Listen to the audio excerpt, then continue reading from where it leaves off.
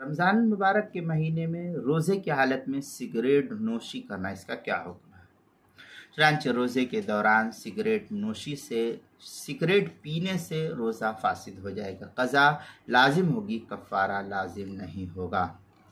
چنانچہ اس سلسلے میں جو ہے فتاوی شامی میں ہے وَمَفَادُهُ أَنَّهُ لَوْ أَدْخَلَ حَلْقُهُ الدُّخَانَ أَفْطَرَ أَيْ دُخَانٌ كَانَ وَلَوْ عُودًا۔ اس طریقے کے الفاظ فتاوی شامی جلد نمبر 2 صفحہ نمبر 395 جو HM سعید کراچی پاکستان کا چھپا ہوا نسخہ ہے۔ آگے مزید ہے قوله أَنَّهُ لَوْ أَدْخَلَ حَلْقُهُ الدُّخَانَ أي بأي سورة كان الإدخال وبه علم حكم شرب الدخان علم حکم شرب الدخان۔ یہ فتاوی شامی جلد نمبر 2 صفحہ نمبر 395 جو HM سعید کراچی پاکستان کا چھپا ہوا نسخہ، اس کے اندر روزے کے مسائل کا انسائکلوپیڈیا حروف تہجی سین، عنوان ہے سگریٹ، صفحہ نمبر 124 پر اس کو نقل کیا گیا ہے۔